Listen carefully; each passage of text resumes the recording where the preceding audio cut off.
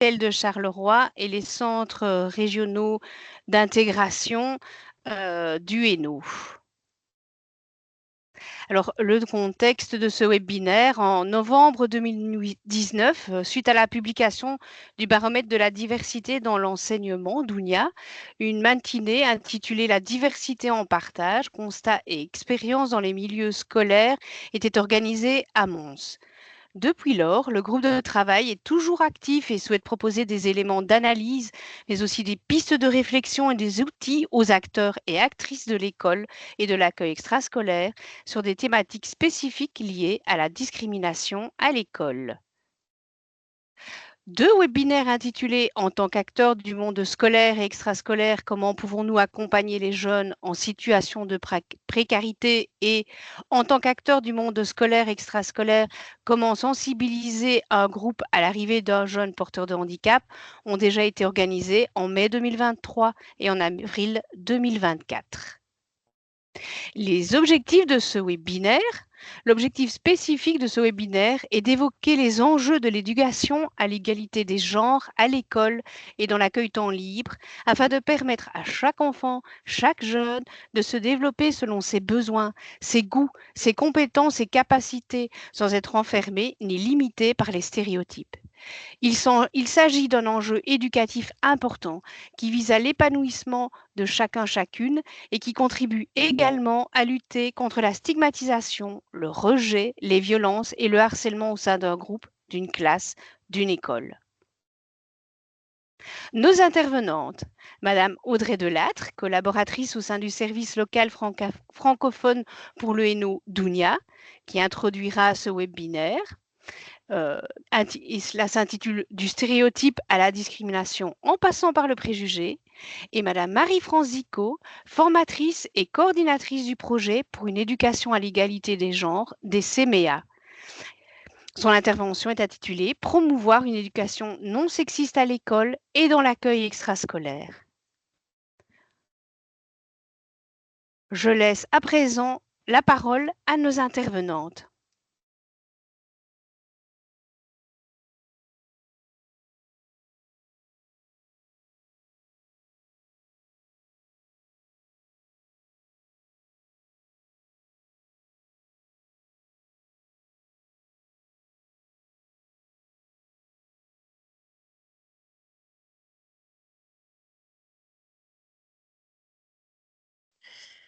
Voilà. Bonjour à toutes et tous. Véronique, le partage est bien correct?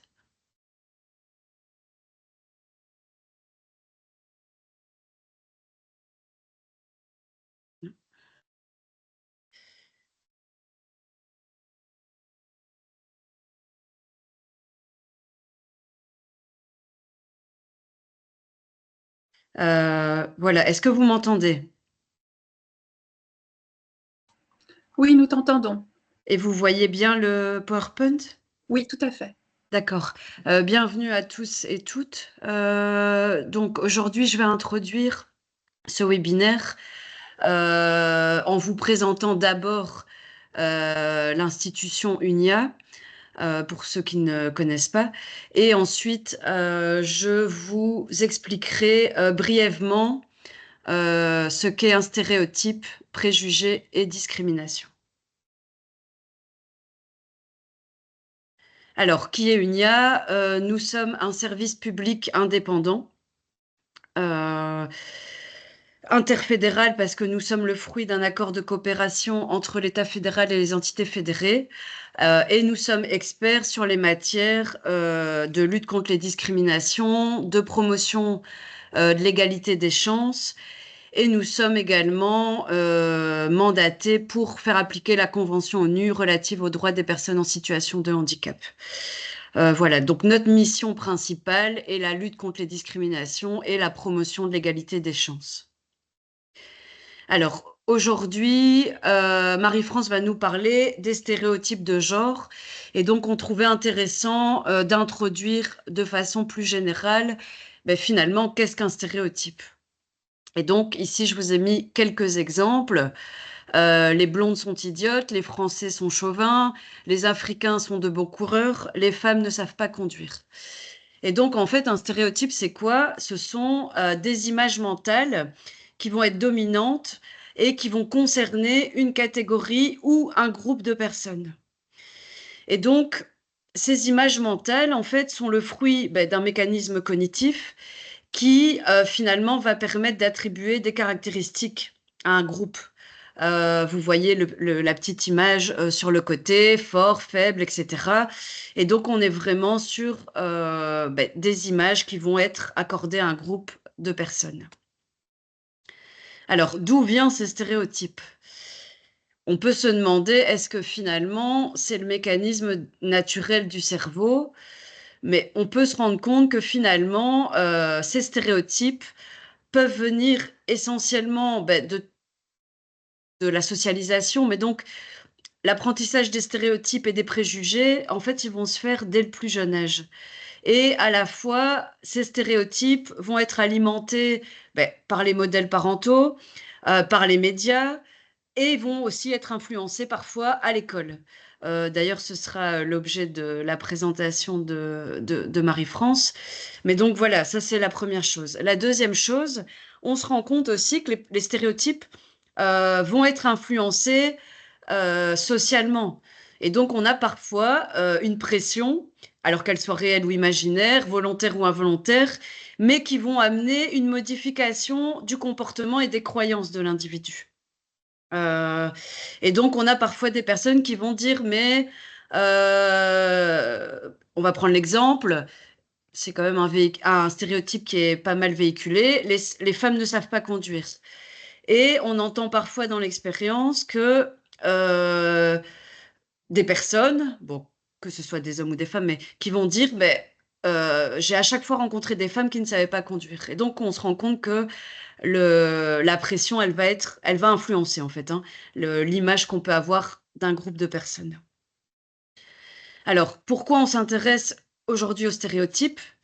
Parce que de un, ça va avoir des conséquences dans la vie quotidienne. De deux, le fait de prendre conscience de ces stéréotypes, c'est aussi mettre en lumière des indications sur soi. Et donc, avant de pouvoir regarder l'autre, c'est aussi se regarder soi et prendre conscience des biais, des stéréotypes qu'on peut avoir, en fait. Et enfin, ce qui va être intéressant aussi, c'est on va se questionner sur comment ces stéréotypes vont influencer, que ce soit nos comportements, que ce soit nos discours ou que ce soit nos façons d'être avec les autres. C'est-à-dire que si on reprend cet exemple de stéréotype, les femmes ne savent pas conduire, c'est intéressant de se questionner si on a ce stéréotype-là, à savoir quel comportement je vais adopter quand je serai face à une femme qui va faire un créneau, par exemple. Et donc, l'idée, c'est vraiment de pouvoir se questionner par rapport à ça. Alors, est-ce que les stéréotypes sont un problème? Alors, on peut dire d'un côté que non, parce que finalement, les stéréotypes nous permettent de filtrer et de faire face à un monde qui est très complexe. Et donc, comment dire, mettre des groupes de personnes dans des cases, ça permet un gain de temps, c'est efficace, mais aussi ça rassure. Alors, par contre, ces stéréotypes peuvent devenir un problème ou peuvent devenir un danger à partir du moment où ces stéréotypes m'empêchent d'aller vers l'autre et m'empêchent finalement de découvrir l'autre à travers sa singularité. Donc ça, c'est un premier élément. Le problème des stéréotypes, alors on en a tous, j'en ai, tout le monde ici en a, mais ce qui est important de faire, c'est de pouvoir se questionner, parce qu'à un moment donné, ces stéréotypes vont pouvoir alimenter des préjugés. Et on verra ce qu'est un préjugé juste après. Et ça va aussi parfois induire des comportements. Alors, ça peut induire des comportements inadéquats, non respectueux et ou discriminants.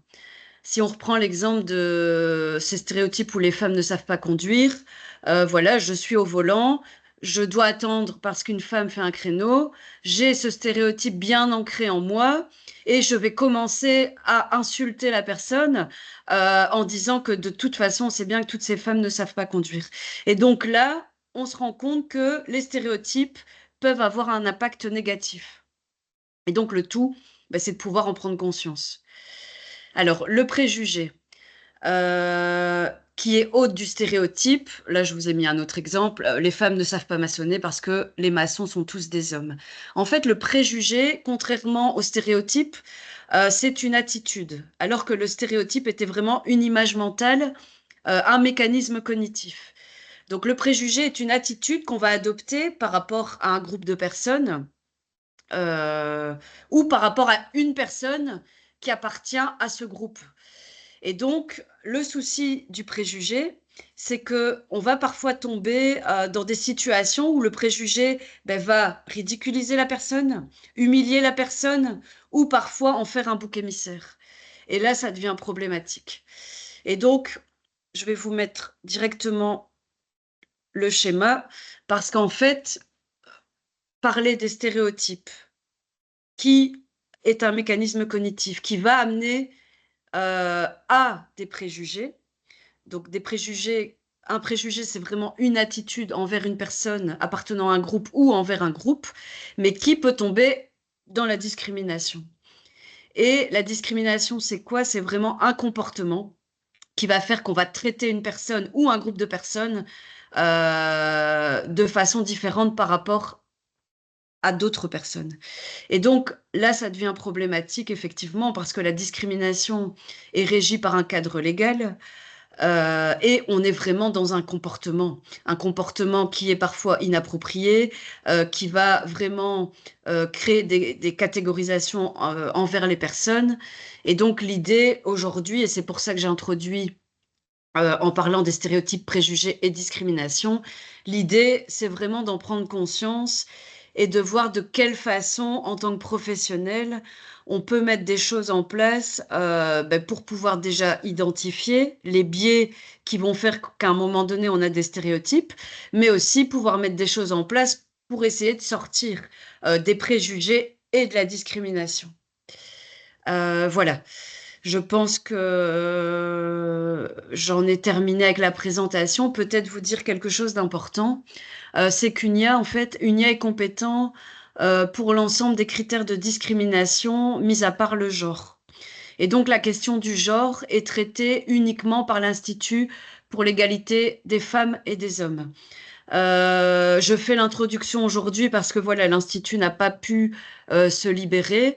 Mais sachez que voilà, pour tout ce qui concerne les discriminations liées au genre, alors ce sera l'Institut pour l'égalité hommes-femmes qui sera compétent. Voilà, je vous remercie pour votre attention et je laisse la parole à Marie-France.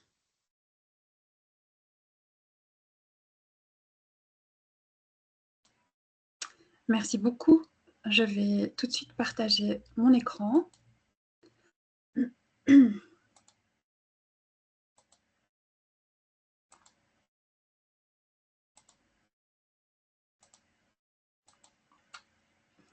Est-ce que vous voyez mon écran et est-ce que vous m'entendez bien? Si l'un ou l'une d'entre vous pouvait juste me répondre.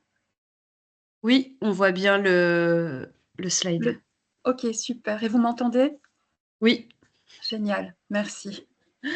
Bien, merci aux organisatrices de cet événement de m'avoir invitée. Donc effectivement, je vais tracer dans les grandes lignes parce qu'on n'a pas beaucoup de temps. Donc je vous avertis déjà tous et toutes qu'il y aura de la frustration parce qu'on n'aura pas le temps de tout aborder. Mais donc j'ai tracé les grandes lignes des enjeux d'une éducation non sexiste à l'école et dans l'accueil extrascolaire. Le petit plan rapide, d'abord présenter un peu, poser le cadre de comment on va fonctionner pendant ce moment-ci. Quelques notions, définition, la question du genre dont on parle beaucoup, de quoi il retourne exactement. Stéréotypes et assignations, pareil, mais surtout de se dire, dans le fond, c'est quoi le problème de tout ça? Et puis d'être centré plus sur les terrains pratiques de l'école et de l'accueil temps libre, avec les impacts sur les enfants, parce que c'est un petit peu ça l'idée. On n'en parle pas juste parce que c'est intéressant d'en parler, on parle de stéréotypes et d'assignations parce que ça a un impact sur le développement des enfants. Et puis, bien sûr, pour ne pas rester que dans le constat, quelques pistes et outils pour agir. Voilà, peut-être à certains moments devrais-je être un peu plus rapide sur certaines choses pour garantir le timing et pour vous laisser aussi la possibilité après de poser des questions. Alors, présentation, poser le cadre. Donc moi, je suis formatrice au Centre d'entraînement en méthode d'éducation active, l'acronyme CEMEA, que certains et certaines parmi vous connaissent peut-être pour avoir fait des formations chez nous. On est actif en Belgique depuis 1947. On est bien un mouvement d'éducation qui repose sur des valeurs liées à l'éducation nouvelle. Je ne vais pas vous donner les détails de ce que c'est que l'éducation nouvelle. Je suis certaine que vous en connaissez les grandes lignes. Et à travers la formation qu'on propose, à travers les missions que nous nous sommes données, il y a celle de lutter contre toutes les formes d'obscurantisme et d'agir pour une société plus égalitaire. Et un des leviers pour arriver à cette société plus égalitaire et solidaire, c'est la formation initiale et continue des acteurs et des actrices, de l'éducation formelle, de l'éducation non formelle, les enseignants, enseignantes, les animateurs, animatrices, nous travaillons aussi dans les crèches, etc. Sans éducation, pas de projet de société. L'éducation, c'est fondamental. Et tout fait éducation. Il n'y a pas l'idée de hiérarchiser l'éducation en disant que l'éducation serait plus de l'ordre d'appartenir à l'école plutôt qu'à l'accueil extrascolaire. Chaque sphère éducative apporte des choses à l'enfant en complémentarité. Si vous voulez en savoir plus, il y a notre site qui est là pour télécharger gratuitement toutes nos publications. Pour ma part, donc moi, depuis 20 ans maintenant, voilà, ça ne nous rajeunit pas, je coordonne un projet, comme le disait Véronique, qui s'appelle « Pour une éducation à l'égalité des genres », où nous travaillons les questions de genre donc depuis un petit moment. Nous faisons des formations, mais aussi des animations dans les écoles, dans les maisons de jeunes, dans les maisons de quartier. C'est ma spécialité, j'ai envie de dire, c'est de travailler avec les ados. Et depuis quelques années, j'ai aussi le privilège, il faut le dire, d'être chargée de cours à l'Université libre de Bruxelles sur ces questions-là. Alors, quand on commence à parler de ces questions-là, la première chose à clarifier au niveau des concepts, c'est la question du genre, qui est un mot qu'on entend beaucoup, qui est un peu mis à toutes les sauces. Et l'idée ici, quand je parle de clarifier des concepts, un petit peu comme vient de le faire l'intervenante précédente, c'est l'idée de se construire du langage commun. C'est vraiment important cette idée-là parce qu'effectivement, ce n'est qu'à partir du moment où on partage les mêmes concepts qu'on peut commencer à débattre. Sinon, le débat est stérile, on ne parle pas de la même chose. Donc, définir le genre, moi, quand on me pose la question « Donne-moi ta définition du genre, Marie-France », la réponse que je donne n'est pas une définition, mais bien une citation que vous connaissez, qui est celle-ci. « On ne naît pas femme, on le devient » de Simone de Beauvoir. Alors bien sûr, on pourrait dire « on ne naît pas homme, on le devient ». En fait, dans cette phrase, tout est dit. Il y a la question de la naissance, voilà, ce avec quoi l'on est sous-entendu entre les jambes, et puis il y a le devenir. Qu'est-ce qu'une société donnée, à un moment donné, fait des filles et des garçons, des hommes et des femmes, au départ de ces caractéristiques biologiques? Si on va chercher une définition cette fois-ci, pour ne plus rester dans la citation, et qu'on va sur le site que tout le monde fréquente sans oser forcément l'avouer, qui est Wikipédia, on voit cette définition du genre, qui est un concept utilisé en sciences sociales pour désigner les différences non biologiques entre les femmes et les hommes. C'est assez concis, mais c'est assez clair, et cette définition est plus complète. Le genre, ce sont les rôles, comportements, activités, fonctions et chances qu'une société, selon la représentation qu'elle s'en fait, considère comme adéquats pour les hommes et les femmes, les garçons et les filles, et les personnes qui n'ont pas une identité binaire. Définition de l'OMS de 2018, qui est assez complète parce qu'elle parle effectivement des rôles, comportements, activités qui sont attendus d'une femme, d'un homme dans une société donnée, mais elle introduit une notion aussi dont on parlera un petit peu, même si ce n'est pas forcément l'objet, ça nécessiterait un webinaire en soi, de la question de la non-binarité, qui n'ont pas une identité binaire. J'espère que je ne vais pas trop vite pour vous. Alors justement, on en parle un petit peu. Les CMEA, depuis quelques années, ont travaillé avec une vingtaine, même plus, presque une trentaine de maisons de jeunes pour clarifier avec les animateurs et animatrices des maisons de jeunes des concepts de manière à aider les jeunes à y voir plus clair. Parce que vous le savez, les jeunes actuellement, parfois à partir déjà de l'école primaire, ont accès aux réseaux sociaux, ont accès à Internet et commencent donc à manipuler tout un tas de vocabulaire du style à bisexuel, à genre, transgenre, cisgenre, et parfois viennent avec des mots que les adultes n'ont même jamais entendus ou ne savent pas à quoi ça fait référence. Pour ce faire, nous, au niveau des CMEA, on a produit un outil qui s'appelle Mixoutil, dans lequel on a essayé de clarifier un petit peu à quoi se rapporter certains mots de vocabulaire et notamment de pouvoir distinguer la question de l'expression de genre, de l'identité de genre, de l'orientation sexuelle et du sexe biologique. Alors, je vous donne ici un résumé de l'outil qu'on a produit, que vous pouvez trouver sur notre site. Mais c'est important quand même de pouvoir faire du tri dans toutes ces dimensions et dans tout ce vocabulaire. Si vous regardez le petit personnage en pain d'épices qui se trouve sur votre gauche de votre écran, vous voyez qu'effectivement, chaque être humain, chaque identité de l'être humain, de l'individu, se compose de 4 dimensions liées aux questions de genre. Je vais le faire assez vite, vous voulez bien m'excuser, mais c'est vraiment un sujet complexe. On va commencer par le sexe biologique. Vous voyez qu'il est en bleu sur le schéma. C'est l'idée de se dire qu'effectivement, c'est tout ce qui est attribué par la biologique, par la génétique, l'anatomique, aux êtres humains. Et donc, effectivement, il y a le côté femelle et mâle, qui sont les côtés les plus binaires et les plus courants, mais il y a aussi tout un tas de personnes qu'on va appeler intersexuées, qui naissent avec ce qu'on appelle des variations sexuelles, c'est-à-dire effectivement des personnes, par exemple, des personnes hommes, on devrait dire mâles, au niveau des chromosomes, qui ont un chromosome X en plus, ou bien des personnes femelles, c'est-à-dire qui naissent avec un vagin, mais qui ont, au niveau des hormones, une hyperandrogynie, c'est-à-dire qu'elles ont trop de testostérone.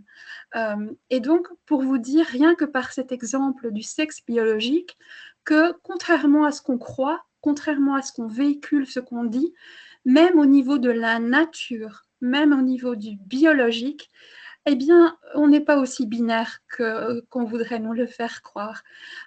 Et par exemple, la question des personnes intersexuées représente 1,7 environ, pour ce que l'on sait, en Belgique, de la population. Ce qui, si on est à la louche, représente entre 150 000 et 200 000 personnes. En Belgique, chaque jour naissent 5 enfants intersexués. N'hésitez pas à aller voir sur le site de l'Institut pour l'égalité des femmes et des hommes si cette thématique vous intéresse. Je ne vais pas m'attarder sur toutes les autres dimensions, mais je vais quand même parler 2 minutes de l'identité de genre. L'identité de genre, c'est effectivement comment la personne s'identifie dans sa tête. C'est pour ça que c'est représenté par un petit cerveau. Et donc, c'est quelque chose effectivement que l'on sent, que l'on ressent. C'est une dimension du ressenti. Si effectivement dans votre tête vous vous ressentez femme, vous savez que vous êtes une femme, voilà, vous le savez, vous le sentez, et il se trouve que au niveau de votre sexe biologique, eh bien vous avez un vagin et un utérus, on va dire que vous êtes cisgenre, c'est-à-dire que vous êtes en congruence entre le sexe biologique que vous avez et l'identité que vous avez dans votre tête. A contrario, imaginons, si vous êtes un mâle, c'est-à-dire que vous êtes né avec un pénis, mais que dans votre tête, vous n'êtes pas du tout convaincu, vous ne ressentez pas l'identité d'être un homme, soit parce que vous trouvez que vous ressentez comme une femme, ou bien que vous ne vous identifiez à aucun des genres assignés, on va dire à ce moment-là que vous êtes non-binaire et ou transgenre.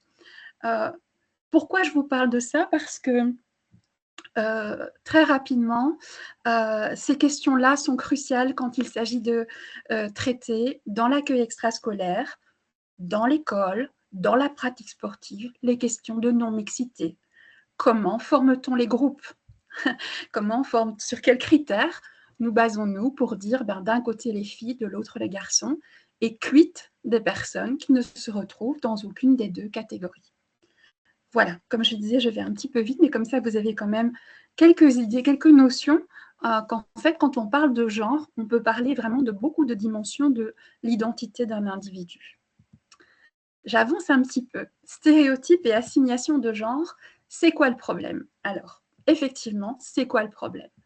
Si je commence des phrases par « les femmes sont »,« les hommes sont »,« les filles sont moins »,« les garçons sont plus », les filles, elles aiment ça, et les garçons, ils aiment ça.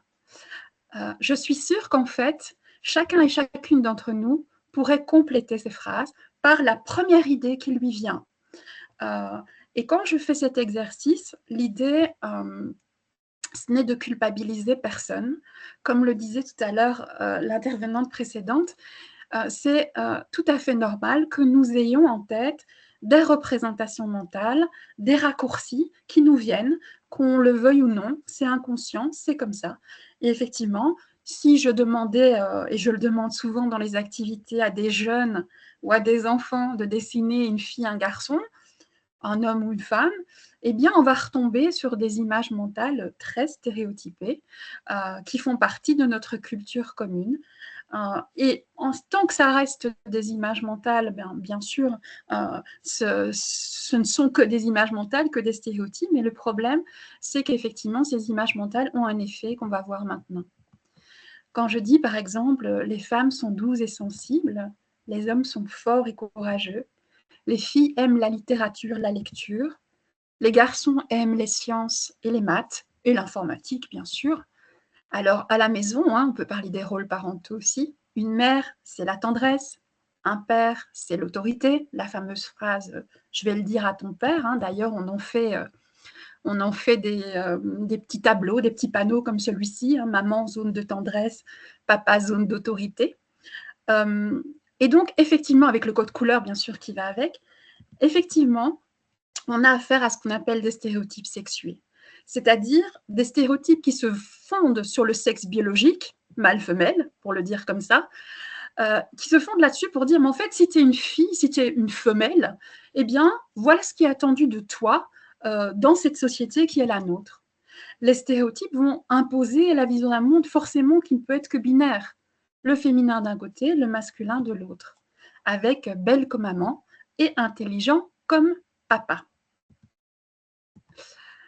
Ou alors avec cet exemple, effectivement, qui est de dire, voilà, le sexe de l'enfant, parfois même avant qu'il soit né, parce que parfois, quand la femme est enceinte, déjà quand on lui demande le sexe de son enfant, on projette déjà sur l'enfant, alors qu'il n'est même pas encore là, tout un tas de comportements, de compétences attendues.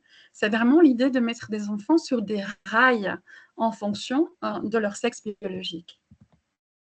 Certains stéréotypes vont aussi naturaliser des défauts, des qualités, des compétences. Vous avez déjà certainement entendu ça. Parfois même, vous l'avez peut-être dit, vous le pensez. Et encore une fois, ce n'est pas grave, parce que tout dans la société fait qu'à un moment donné, on est imprégné de ça. De dire, c'est naturel en fait, c'est normal, c'est comme ça depuis toujours. Une forme d'essentialisme. Les filles sont naturellement douces, les garçons sont naturellement crapahuteurs ou bagarreurs. Alors qu'en fait, c'est la résultante de tout un processus de socialisation. Les stéréotypes sexués ont une dimension descriptive, qui vont dire un vrai homme pour être une vraie femme dans notre société, voilà, avec plein d'images à la clé, et je pense particulièrement à la publicité. Mais les stéréotypes, et c'est là que ça devient vraiment embêtant, ont également une dimension prescriptive. C'est-à-dire qu'ils induisent que pour être une vraie femme dans notre société, pour être un vrai homme dans notre société, voilà ce que tu dois faire. C'est ce qu'on appelle des assignations. Alors là, je m'adresse à des adultes, qui plus est des professionnels de l'éducation, qui sont, bien entendu, vous êtes capable de prendre du recul par rapport à toutes ces assignations qui vous tombent dessus, du style avant l'été, faites un régime, avant l'été, épilez-vous, vous faites de la muscu pour les hommes, voilà. Mais il faut se mettre aussi à la place, bien entendu, des enfants et particulièrement aussi des adolescents qui sont en pleine construction identitaire et qui, du coup, si on ne leur ouvre pas un petit peu leur libre arbitre et leur esprit critique, vont s'enfermer dans ces assignations pour correspondre à ce qu'il et elle imaginent qui est attendu. Donc, une assignation de genre, c'est une prescription qui découle de stéréotypes sexués, à laquelle les femmes et les hommes, les garçons et les filles, on va être consciemment ou inconsciemment tentés de se soumettre pour correspondre à ce qui est attendu, dans une société donnée, bien entendu. Pourquoi? Parce que, effectivement, dans n'importe quelle société, c'est quand même plus facile d'être dans la norme que d'être dans la marge. Et donc, aussi avec cette idée un peu de ne pas être en conflit de loyauté, les enfants et les adolescents, adolescentes, mais surtout les enfants très jeunes, vont correspondre à ce qui est attendu. Ce sont les fameuses petites phrases que j'entends souvent que des parents me disent que « Ah, j'ai mis mon enfant à l'école et maintenant il revient avec des phrases du style « La madame, elle a dit que ça, c'était pour les filles » ou bien « La maîtresse, elle a dit que ça, c'était pour les garçons ». Et donc, ils intègrent effectivement ces assignations et ils se les approprient en fait. Ces assignations qui peuvent être pour les hommes soit forts, soit belles pour les femmes. Ne pleure pas, n'exprime pas tes émotions. La fameuse phrase qui est toujours d'actualité, hein, croyez-moi, hein, quand vous travaillez avec des jeunes en maison de quartier, les hommes, les garçons, ça ne pleure pas, c'est encore d'actualité. Hein. Au contraire, les femmes, soient émotives et soient empathiques, travaille pour subvenir aux besoins de ta famille, il faut que tu assures. De l'autre côté, ben, occupe-toi de ton foyer et de tes enfants. C'est pas pour rien que quand un enfant paraît dans un couple, dans plus que 85% des cas, c'est la femme qui réduit son temps de travail.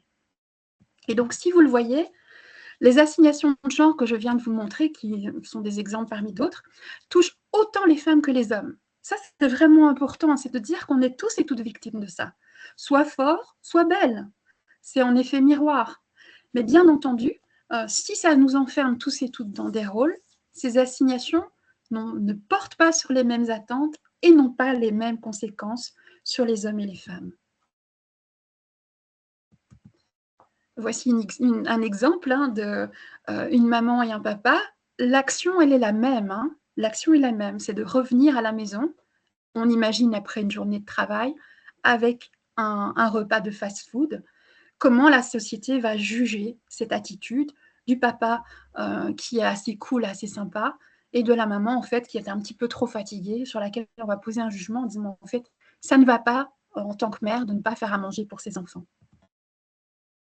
La littérature pour jeunesse, de jeunesse participe aussi de cette différence de valorisation de qui est à l'intérieur, qui est à l'extérieur, qui est dans la sphère publique, qui est dans la sphère privée. Car nous évoluons, je suis désolée de vous l'apprendre, dans un système de valeurs qu'on appelle le patriarcat, qui est non seulement clivé, mais qui est également hiérarchisé. Et dans le système de valeurs qui est le nôtre actuellement, et je crains que ça ne s'arrange pas dans les années qui viennent, les comportements, qualités et rôles dits masculins sont priorisés, valorisés. C'est pas pour rien que dans notre société, le travail rémunéré est beaucoup plus valorisé que le travail domestique. Il en va de même avec la rationalité, la force, la compétitivité, l'agressivité, l'autorité, toutes compétences qui sont associées au masculin, qui sont valorisées par rapport à la sensibilité, l'empathie, l'écoute, le soin. C'est ce qu'on appelle le cadre versus le care. S'il y a une chose que la crise du Covid nous a montré il y a quelques années, c'est à quel point les femmes jouent un rôle primordial dans le care et prennent une place primordiale dans tous les métiers du care et de l'éducation, que ce soit de la petite enfance jusqu'à la vieillesse, la prise en charge de la vieillesse, ce sont les femmes qui sont en première ligne du care. À la maison, malgré les prouesses technologiques de nos nouveaux appareils électroménagers, il se trouve que les femmes, malgré le fait qu'elles travaillent aussi pour la plupart, font 3 fois plus de travaux domestiques non rémunérés que leurs conjoints. À l'école et dans l'accueil temps libre, me direz-vous, qu'est-ce qu'il en est? Alors, je ne vous apprends rien, vous êtes des professionnels. L'école est un lieu de socialisation majeur pour les enfants et les jeunes. Bien sûr, il y a la famille qui transmet les valeurs culturelles, familiales, voire religieuses, et qui sont là et qui sont des valeurs tout à fait essentielles. Mais quand l'enfant commence à aller à l'école ou dans un milieu d'accueil collectif, il apprend d'autres manières de voir le monde, d'autres manières de se socialiser, notamment via l'école. Alors, bien sûr, l'école transmet des compétences, des savoirs, des contenus de cours, des socles de compétences, mais l'école, à travers ces contenus de cours, à travers les matières enseignées, les outils pédagogiques, mais aussi les attitudes des enseignants-enseignantes, va aussi transmettre des normes et des valeurs, souvent de manière inconsciente. Ils vont transmettre aux élèves en fait un regard sur le monde et un regard sur soi. Là, je vous ai mis parce que je n'ai pas résisté à cette magnifique campagne de recrutement de l'Éducation nationale française qui a vraiment joué sur l'ensemble de, je crois que c'est un combo de tous les stéréotypes qu'on peut trouver, sur l'enseignante qui rêvasse avec un livre en main dans des couleurs pastel rose et l'enseignant qui, lui, est à la hauteur de ses ambitions, parce qu'elle, elle rêve et lui, il est ambitieux, avec un ordinateur en face de lui. C'est la campagne pour le recrutement de postes similaires.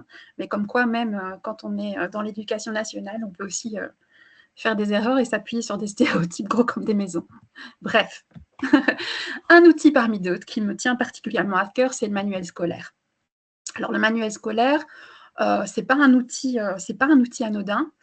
Il est souvent perçu par les élèves et par les parents, voire par les enseignants-enseignantes, comme le livre avec un grand L, qui n'est pas supposé avoir d'erreur et qu'on peut difficilement remettre en question.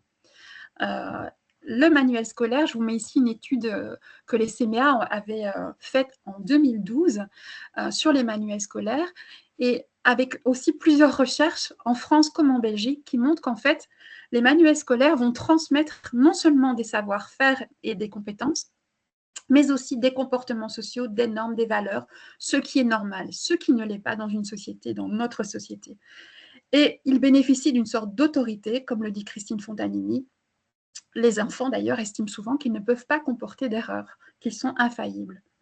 Que disait-on en 2012 dans ces manuels scolaires, par exemple? Eh bien, au niveau quantitatif, dans l'étude que nous avions faite, nous avions 87% de personnages célèbres qui étaient masculins, sportifs, personnages politiques, artistes, voilà, pour 13% de féminins. Les noms de métiers, 81% des noms de métiers étaient au masculin uniquement, et au féminin seulement 15%, avec là aussi une hiérarchie dans les métiers. Vous aviez le directeur d'école, l'institutrice, le médecin, l'infirmière. Alors, petit scoop que je vous fais, dans un mois sortira la nouvelle étude exploratoire des CMA 2024, 12 ans plus tard. Et les chiffres qui sont là sous votre nez, là, vous verrez qu'en fait, ils ont un petit peu évolué, mais pas tant que ça, et qu'on est encore dans cette représentation très clivée dans les manuels scolaires en Belgique, manuels scolaires labellisés. Quant à l'accueil extrascolaire, parce que là, j'ai parlé d'école, il représente ce qu'on dit souvent, l'accueil extrascolaire, l'accueil temps libre en général, c'est un secteur qui me tient beaucoup à cœur. Il représente le 3e lieu de vie des enfants avec la famille et l'école. À travers la diversité, le libre choix des activités, le matériel mis à disposition, l'accueil extrascolaire permet aux enfants de vivre d'autres types d'apprentissage. On n'est pas à l'école, mais on apprend autre chose. Et notamment, on apprend à expérimenter la collectivité. Mais à l'école, comme dans l'accueil extrascolaire, les adultes, en fait, vous, en tant qu'adulte, vous posez des choix. Et les choix éducatifs que vous posez, ils ne sont pas neutres. Il faut se retirer de la tête qu'il existe une forme de neutralité éducative. Non, en fait, quoi qu'on propose, en fait, c'est coloré de ce qu'on défend, de ce qu'on ne défend pas, de ce qu'on veut faire vivre aux enfants.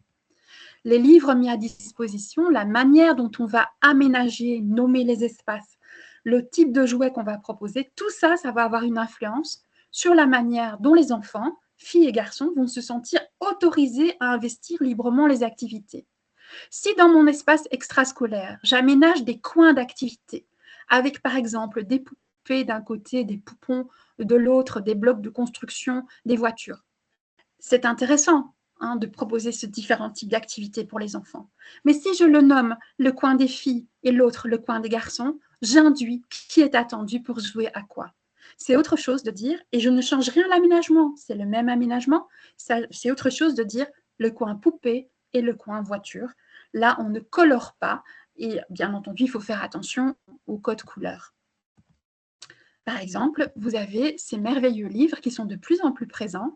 Eh bien, c'est clair que si c'est ça qu'on propose dans un accueil ou bien même en tant que parent, eh bien oui, on induit des choses sur l'univers, on crée l'univers mental des enfants en fait. On leur colore à leur place.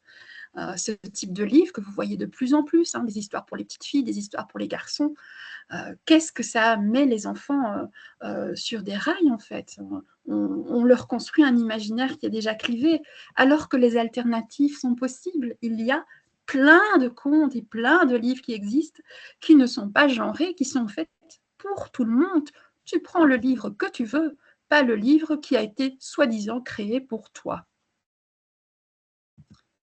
Même chose avec ce type d'aménagement. C'est clair que si vous voulez mettre à disposition des enfants une dinette et que vous la prenez dans les codes couleurs et dans les codes qui sont là de Mickey, Minnie et Hello Kitty, eh bien, inconsciemment, vous faites passer un message sur les enfants qui sont attendus. C'est différent de prendre ce type de jouet non genré, c'est-à-dire, quand je dis non genré, c'est vraiment l'idée de, quand on voit le jouet, en fait, chaque enfant qui a envie peut aller y jouer. Les assignations de genre peuvent se transmettre donc de 1000 manières à l'école. Les codes couleurs, rose et bleu. Est-ce qu'on est obligé de mettre des petites étiquettes rose et bleu sur les porte-manteaux? Les décorations petit cœur, petite princesse, dinosaure, voiture, c'est une autre manière de mettre rose et bleu. Les contenus des cours, des manuels scolaires, les activités sportives. On va faire de la danse pour les filles, on va faire du foot pour les garçons. La manière dont on va aménager la cour de récréation. Est-ce que la cour de récréation, est-ce que le terrain de foot prend l'ensemble de la cour de récréation et que du coup, les filles sont en périphérie de la cour? Mais toutes ces assignations de genre, en fait, ça, c'est tout ce que je viens de vous dire là, c'est un peu la pointe immergée de l'iceberg parce qu'en fait, la majorité des assignations vers les enfants, elles passent par les attitudes, en fait, et les interventions non verbales et verbales des acteurs et actrices de l'éducation. Par exemple, est-ce que vous avez déjà pensé que les filles étaient plus soigneuses que les garçons? Que les garçons étaient plus paresseux? Que les filles avaient une plus belle écriture? Que les garçons avaient plus besoin que les filles de se défouler à l'extérieur? Et donc, on va faire plus vite sortir les garçons, de dire allez, allez, va courir un petit peu. Que les filles, c'est plutôt, non, reste à l'intérieur. Si tu sors, tu vas te salir, tu vas te faire mal, tu vas tomber, etc. Avez-vous déjà pensé que les filles sont bavardes? Est-ce que c'est quand même mieux de demander aux filles de ranger, de balayer la classe parce qu'elles le font mieux? Est-ce que vous avez déjà pensé qu'un garçon qui, en fait, ne va jamais jouer au foot avec ses copains, mais préfère rester avec les filles à la récré, en fait, c'est pas tout à fait normal, voire ça vous inquiète un peu? Ou est-ce que vous avez déjà pensé qu'une fille qui se bagarre, mais en fait, c'est pas acceptable, quoi? Autant les garçons, voilà, c'est normal, c'est dans leur nature, mais les filles, pas du tout. Encore une fois, quand je vous dis ça, c'est pas pour vous culpabiliser, parce que moi, en tant qu'enseignante, puisque j'ai commencé ma carrière comme enseignante, mais ça, toute cette phrase-là, au tout début de ma carrière, j'aurais pu dire oui, en fait. Parce qu'effectivement, j'étais pétrie de ce qu'on appelle les biais inconscients. Alors, quand je fais des formations pour les enseignants-enseignantes, la première chose que les enseignants me disent, c'est ouais, non, pour moi, un élève, c'est un élève. Ça, c'est ce qu'ils disent en début de formation. Et puis, au fur et à mesure des activités, ils se rendent compte qu'en fait, c'est pas si simple que ça. Parce qu'en fait, on est tous et toutes imprégnés de ce qu'on appelle des biais de genre, qui sont des mécanismes, des biais cognitifs, qui vont agir sur notre perception et notre jugement, et nous faire penser effectivement que les garçons ont besoin de plus se défouler que les filles à l'extérieur. Ils peuvent influencer notre vision, mais aussi de leurs compétences, de leurs besoins, de leurs envies, et amener à des traitements différenciés. Si je pense que les garçons sont plus doués en maths que les filles, Si je l'ai intériorisé ça, un garçon qui va rater ses exercices de mathématiques, je vais me dire, mais c'est pas normal, ce garçon-là, hein, je vais aller l'aider. Les garçons, normalement, c'est fort en maths. Si c'est une fille qui rate un exercice de mathématiques et que je suis imprégnée de les filles sont moins douées en maths, je vais aller moi l'aider. Ce que je vous dis là, je ne l'invente pas, il y a plein d'études qui le montrent, comment les biais cognitifs ont une influence sur le soutien scolaire apporté aux enfants en fonction de ce qu'on imagine, de ce qu'on projette comme compétences. Si j'estime que ça ne vaut pas la peine d'aider les filles, parce qu'elles ne sont de toute façon pas compétentes, ben je ne vais pas aller perdre du temps à aller donner du soutien scolaire. Un autre exemple, sur lequel je vais passer assez vite, qu'on appelle le sexe des sanctions. Il y a 2 chercheurs, chercheuses, pédagogues, qui sont Sylvie Herral et Yves Rebaud, qui ont beaucoup travaillé la question des sanctions à l'école, notamment chez les petits, et qui ont remarqué qu'en fait, les garçons avaient tendance à être 4 fois plus punis que les filles, mais également pour des motifs qu'on appelle les incivilités, l'insolence, etc. Et ce qui était intéressant, c'est de voir comment, en punissant les garçons pour l'incivilité, en fait, on renforce cette idée de virilité, de masculinité toxique, pour être le caïd de la classe, pour se faire bien voir des autres élèves.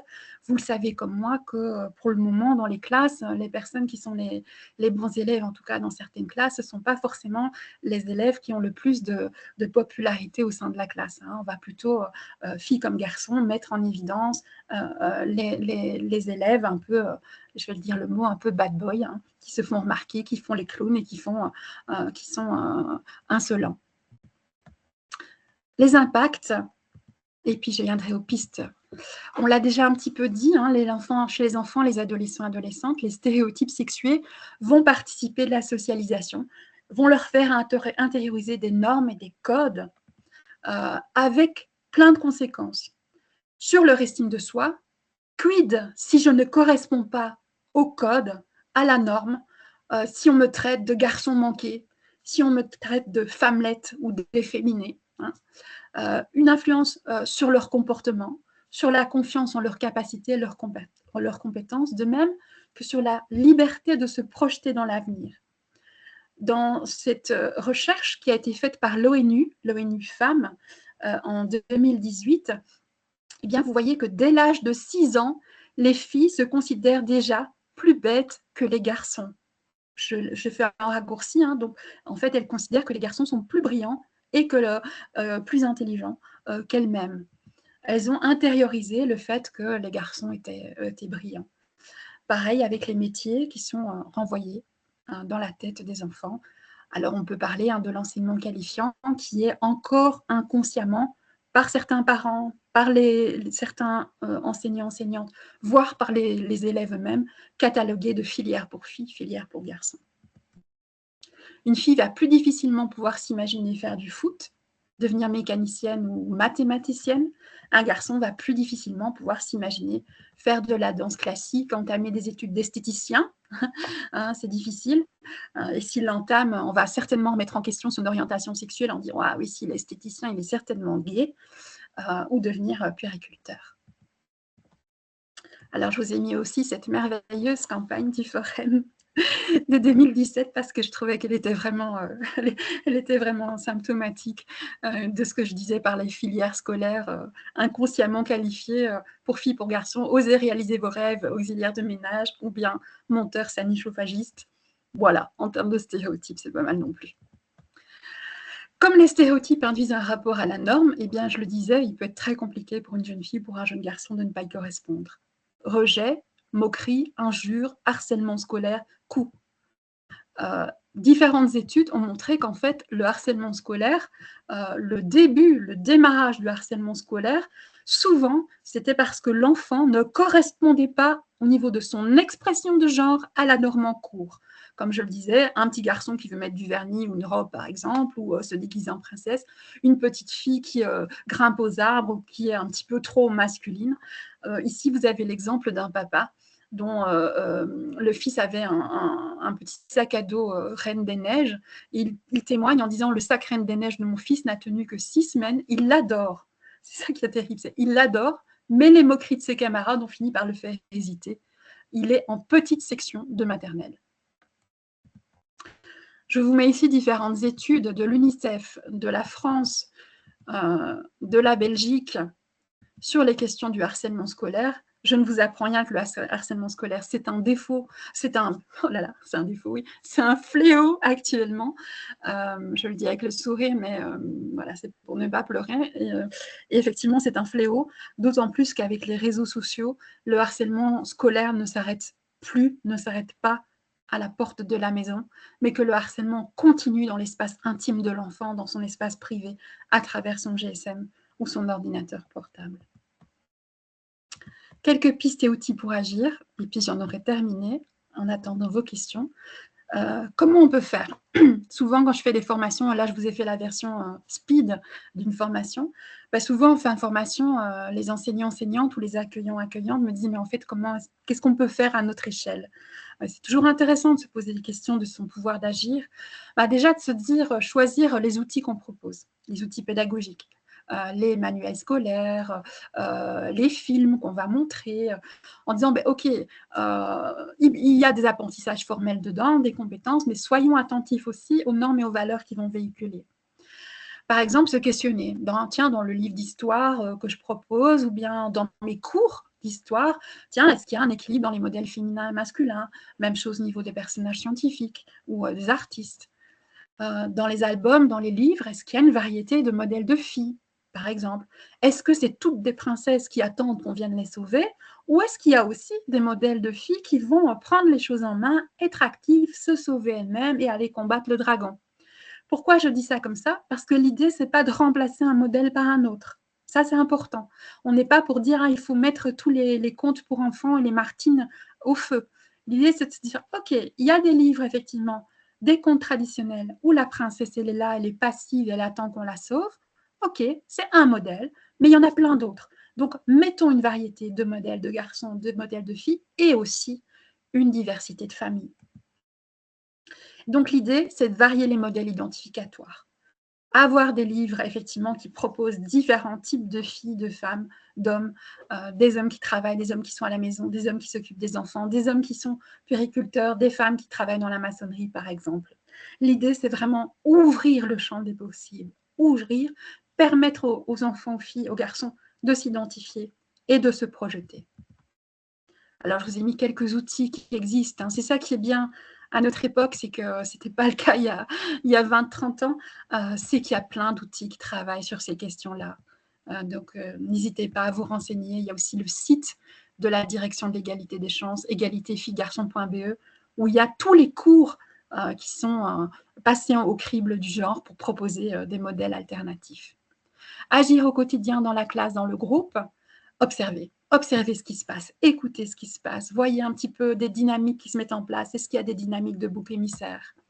Pouvoir s'auto-observer aussi, s'observer entre collègues, faire de la triangulation, être attentif à ses attitudes, son non-verbal. Porter attention à la répartition des tâches. Qui fait quoi dans la classe, hein, comme je le disais tout à l'heure, est-ce que c'est toujours les filles qui vont balayer, les garçons qui vont porter les grosses caisses, par exemple? Porter attention à la création des groupes. Tiens, comment les groupes se structurent, comment est-ce qu'on fait à certains moments que les enfants se rencontrent autour de projets communs pour déconstruire les représentations. Veiller à la distribution de la parole, qui prend tout le temps la parole, qui clôture, qui prend les décisions quand il y a des travaux de groupe. Chronométrer un petit peu, regarder un petit peu dans les groupes mixtes. Tiens, est-ce que ce sont les filles qui parlent plus les garçons? Et si c'est les garçons, ben, comment est-ce que je rétablis un équilibre en allant chercher la parole des filles, par exemple? Être attentif, j'en ai déjà parlé, à la manière dont l'espace est aménagé et occupé, notamment les espaces de jeux collectifs, la cour de récré. Ça, c'est vraiment important et j'y tiens. C'est arrêtons de mettre des étiquettes sur les enfants, arrêtons de les enfermer dans des rôles, des comportements attendus. Ah, c'est la chipie, ah, c'est le bagarreur, ah, c'est la bavarde. C'est tellement enfermant, ça ne permet pas aux enfants d'évoluer, ça ne permet pas aux enfants de changer. Voyons-les dans les multiples facettes de leur identité.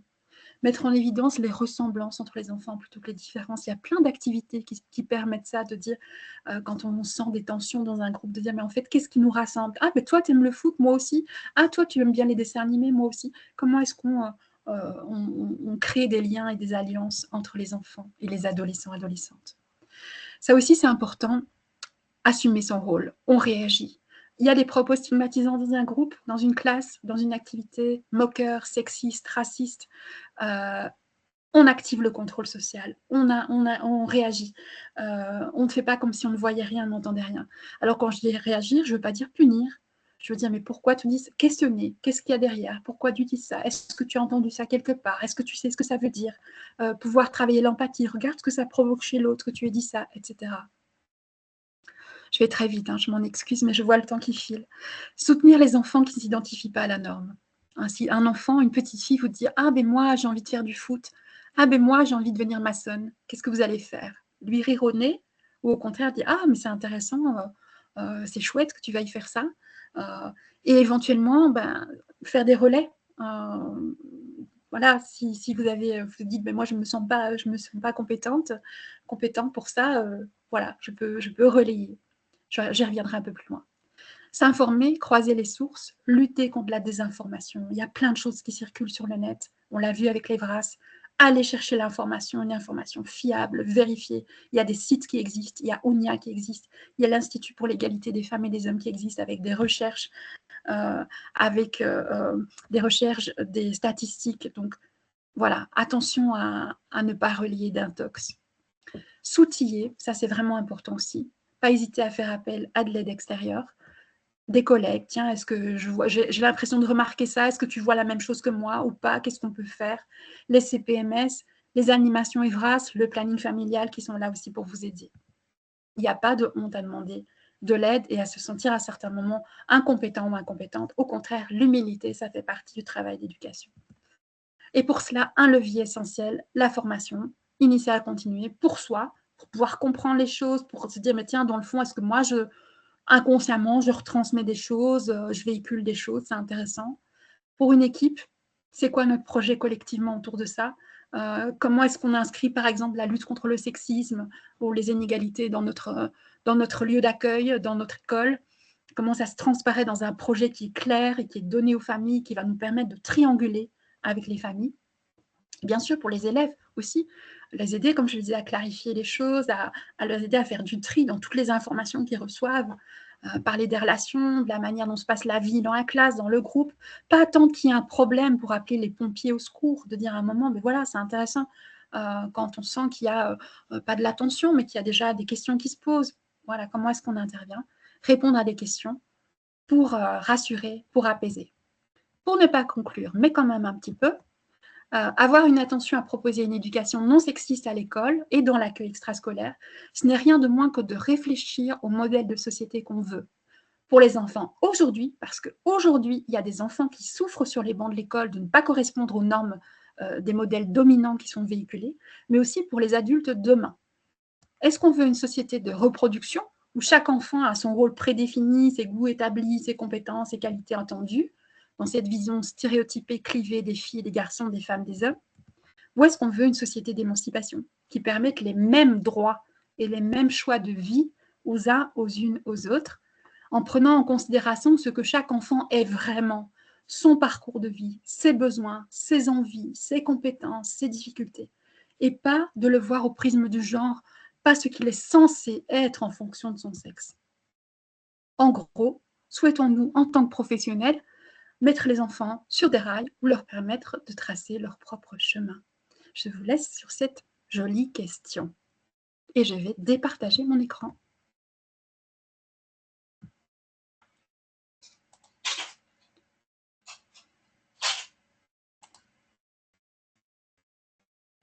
Merci Marie-France. Du coup, c'est le moment des questions. N'hésitez pas à poser dans le chat si vous avez des questions, des réflexions ou des propositions. Je vais peut-être commencer avec une question qui avait été envoyée en amont. Marie-France, donc cette question est pour toi. Est-ce qu'il est prévu d'interpeller la Fédération Wallonie-Bruxelles pour qu'elle légifère les cours d'éducation physique? Et donc, on sait que ceux-ci ne peuvent pas être mixtes, sauf en section sport. Et donc, la personne dit c'est problématique lorsqu'un élève d'un sexe se sent appartenir à l'autre. Voilà, est-ce que tu peux répondre à cette question? Oui, Je peux donner des éclairages pour ça, hein, et je vous invite à aller voir sur le site de la Direction de l'égalité des chances, il y a beaucoup de références là-dessus.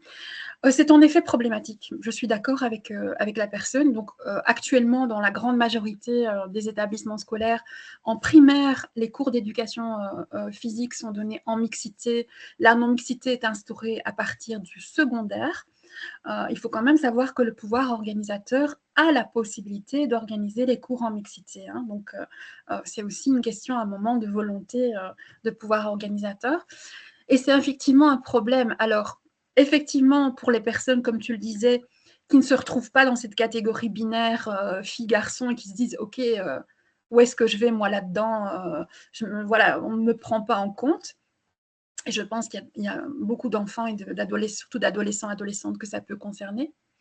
Donc, voilà, déjà, ça, c'est problématique, mais c'est aussi quand on regarde quelles sont les activités qui sont proposées. Même si je me retrouve dans la catégorie fille ou dans la catégorie garçon, c'est assez, je ne sais pas si vous avez des enfants qui sont actuellement à l'école secondaire, mais les filles à qui on propose continuellement la poutre, la gymnastique rythmique et sportive, voilà, d'un côté, et les garçons qui vont aller faire des sports collectifs de ballon ou de la muscu ou des sports des arts martiaux de l'autre.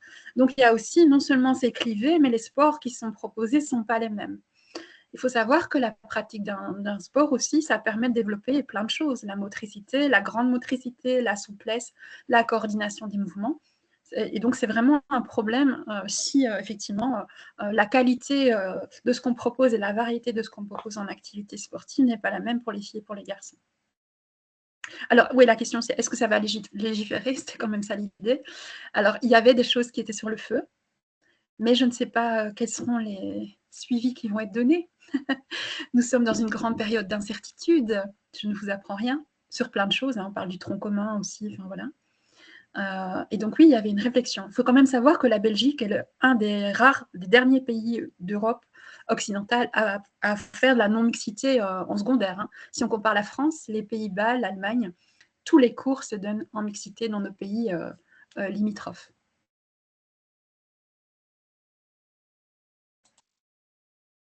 Ok, merci.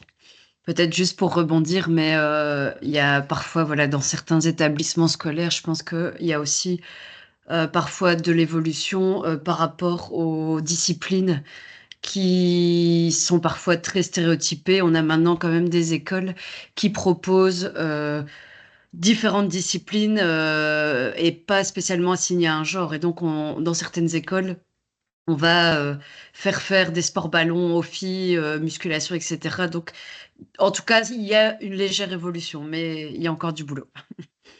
Oui, et ce que tu dis, c'est la preuve aussi que ça dépend du pouvoir organisateur, en fait, hein. C'est lui Voilà. aussi qui va à un moment impulser des changements ou pas, hein. Donc, c'est vraiment important d'avoir ça en tête. Le pouvoir organisateur, mais j'ai aussi parfois l'impression que ça dépend du ou de la prof d'éducation physique parce que qui peut aussi amener parfois du changement. Alors la deuxième question, quel rôle l'école peut-elle jouer dans l'insertion des jeunes en stage, en entreprise, par rapport à la question du genre? Oui, alors effectivement, là, on n'est plus sur l'enseignement qualifiant secondaire, fin de cycle de secondaire. Et donc, effectivement, c'est une problématique qu'on me renvoie souvent, de dire, on l'a entendu aussi, il y a certains cas qui ont été traités par l'Institut pour l'égalité, qui ont fait jurisprudence. Par exemple, de jeunes hommes qui veulent aller en périculture, ou bien de jeunes femmes qui veulent aller en maçonnerie ou au bâtiment, etc. Ou ce qu'il leur est dit à l'inscription dans l'école, c'est de dire on ne peut pas trop vous accepter, soit parce qu'on n'a pas le matériel adéquat, c'est-à-dire qu'il manque de vestiaire pour vous, il manque par exemple de vêtements à votre taille, voilà. Mais aussi, ce qui revient souvent comme un prétexte, j'ai envie de dire, c'est « Ah, de toute façon, vous ne pourrez pas faire de stage. On ne trouvera pas de lieu qui va vous accepter. » Heureusement, je reviens à ce que tu disais juste avant, il y a de l'évolution par rapport à ça, avec de plus en plus, si je prends les femmes dans les métiers du bâtiment, avec de plus en plus d'associations et et de lieux de stage qui acceptent de prendre des femmes en stage, des jeunes femmes en stage, qui dépassent la question du genre pour se fixer sur la question des compétences, la question des capacités physiques, etc. Là où ça devient, ça reste compliqué, et ça j'ai quand même envie de le pointer, c'est que je fais une petite parenthèse, c'est qu'effectivement ces dernières années, on a beaucoup fait à juste titre, ne me faites pas dire ce que je n'ai pas dit, pour l'empowerment des filles et des femmes, les filles qui font de la boxe, les femmes qui vont dans les études, dans les filières de bâtiments, etc. Par contre, il y a un gros travail à faire encore sur l'éducation des garçons, sur la manière dont on envisage la construction de la masculinité. C'est beaucoup plus compliqué pour un garçon, ça reste compliqué pour un garçon maintenant, d'aller faire des études d'esthéticien, d'aller travailler avec des jeunes enfants, parce que c'est comme s'il se dévalorisait ou un homme, par exemple, qui prend un congé parental pour s'occuper de ses enfants et que sa femme travaille. Waouh, le regard qui va être posé sur lui, il va pouvoir s'accrocher. Donc, il y a vraiment encore un gros travail à faire sur l'éducation des garçons pour pouvoir aussi pour eux ouvrir les champs, en fait. Ok, merci Marie-France pour ta réponse. Est-ce que vous avez encore d'autres questions? N'hésitez pas, le chat est là. N'hésitez pas à écrire. Voilà, il reste quelques minutes. Maintenant, si personne n'a d'autres questions, je vais peut-être laisser la parole à Véronique pour conclure.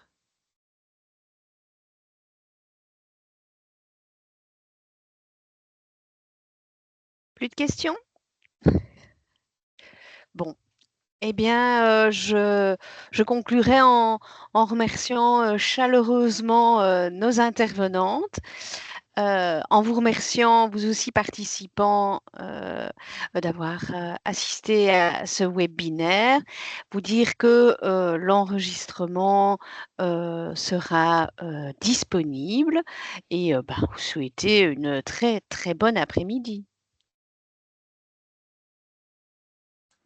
Merci à vous.